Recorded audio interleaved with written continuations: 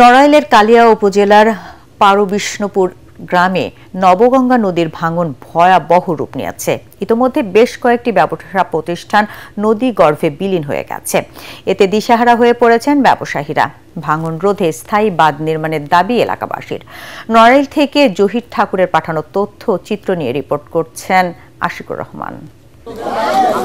নবগঙ্গা নদীর তীরে অবস্থিত পারবিষ্ণুপুর বাজার এলাকায় নদী ভাঙন তীব্র রূপ ধারণ করেছে।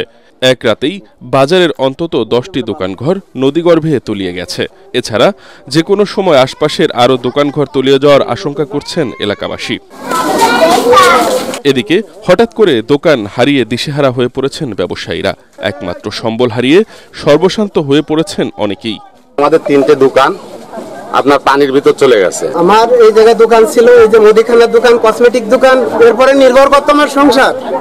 এখন তো এই নদী ভাঙনে আমার এই দোকান পাশা চলে গেছে। দৌড়াদৌড়াতে আইছি, কয়েকজনে টানাইজা করেছে দোকান টেনে নেওয়ার জন্য, কোনোভাবে সরাতে পারিনি। কোনো কিছু মালামাল সরাইছি, কিছু আমার একটা না কিন্তু 5টা দোকান একসাথেই মহিষের মধ্যে দেখতে চলে গেছে।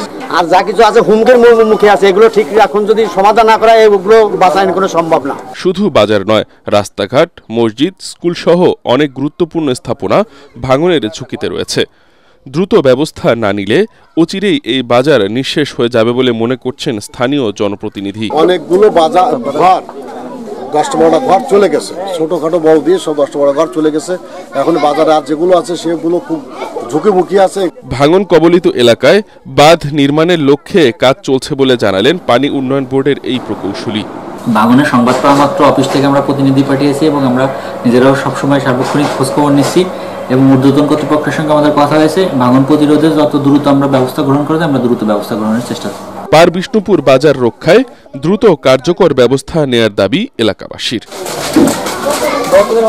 Bureau report, ATN Bangla.